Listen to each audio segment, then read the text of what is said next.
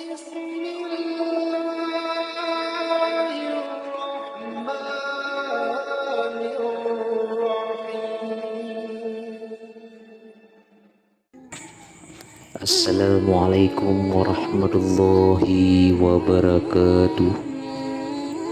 Allahumma salli ala Sayyidina Muhammad wa ala ali Sayyidina Muhammad.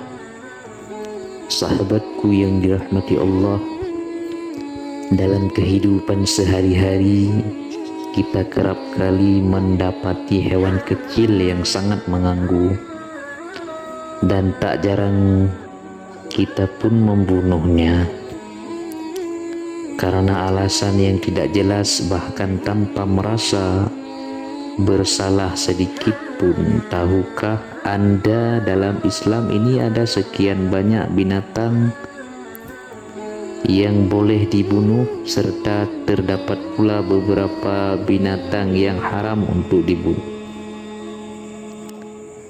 Jadi tidak semua hewan kecil boleh kita bunuh walaupun populasinya tidak terbatas. Terkait haramnya membunuh beberapa binatang itu mempunyai dasar baik dari Al-Quran ataupun hadis Nabi.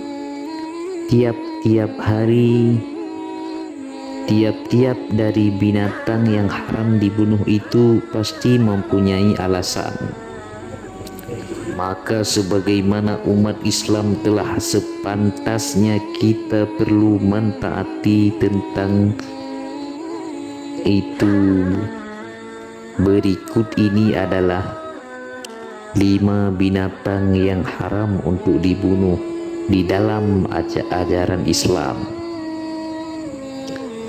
Yang pertama, semut-semut jadi salah satu binatang yang dipercayai selalu bertasbih. Binatang kecil tersebut juga merupakan bala tentara Allah yang terbanyak, semut sebagai salah satu binatang yang dilarang untuk dibunuh dalam Islam. Dari Abu Hurairah radhiyallahu anhu, Rasulullah SAW telah bersabda, salah seekor semut sempat menggigit salah seorang nabi. Kemudian nabi itu menyuruh seseorang untuk mendatangi sarang semut serta membakarnya.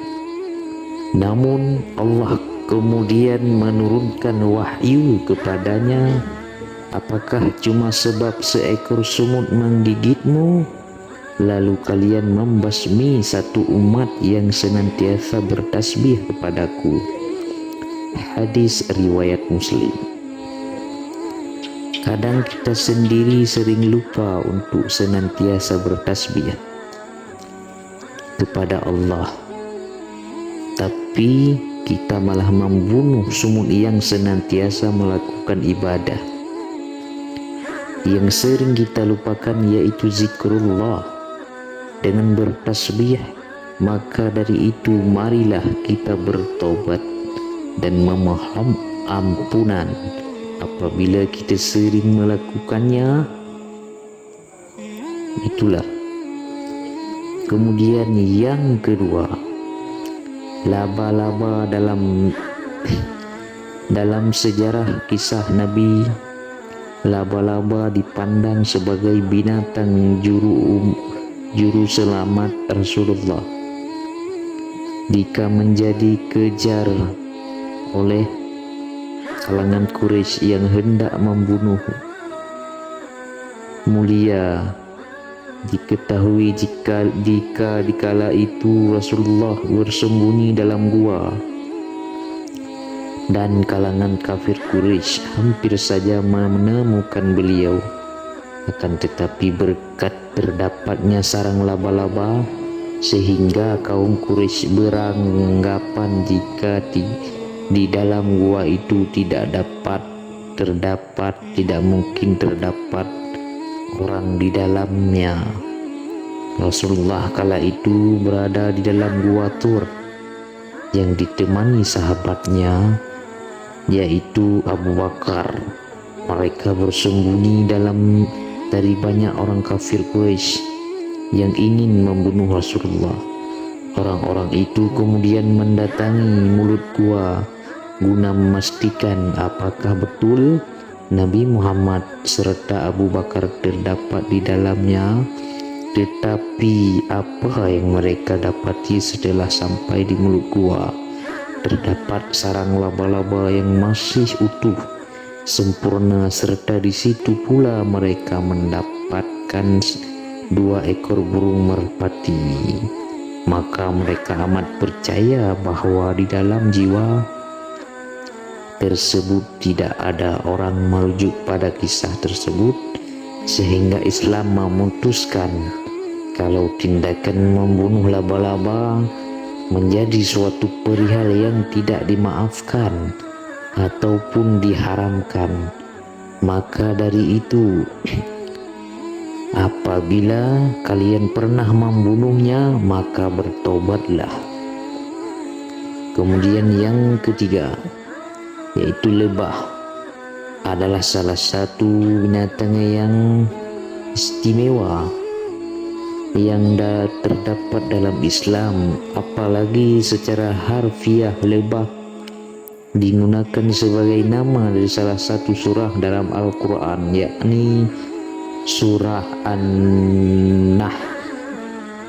Terselip banyak pelajaran yang dapat dipetik dari kehidupan lebah.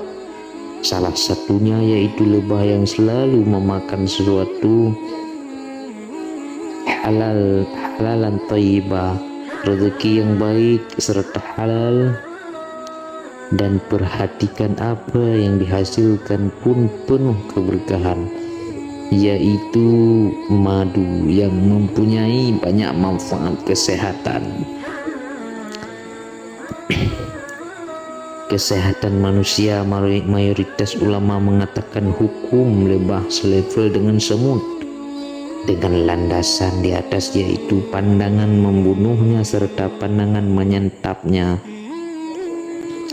Namun para ulama menerangkan jika larangan membunuh lebah sebab menghasilkan madu yang bermanfaat untuk manusia.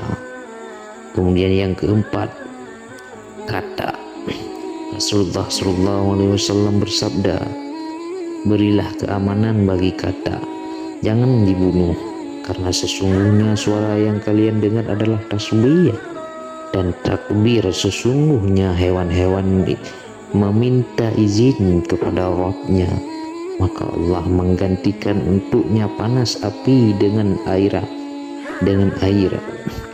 Hadis riwayat Abu Sa'id. Kemudian yang kelima, burung hudhud. Burung hudhud merupakan salah satu binatang yang disebutkan dalam Al-Quran. Burung ini amat terkenal dalam kisah Nabi Sulaiman karena menjadi utusan yang mengantarkan pesan Nabi Sulaiman kepada Ratu Balqis. Keistimewaan burung tersebut menyebabkan binatang yang satu ini haram dibunuh sesuai dengan ketentuan Islam. Demikian, wahai sahabatku, itulah beberapa binatang yang diharam dibunuh di dalam Islam. Demikian, wahai sahabatku, itulah yang dapat saya sampaikan.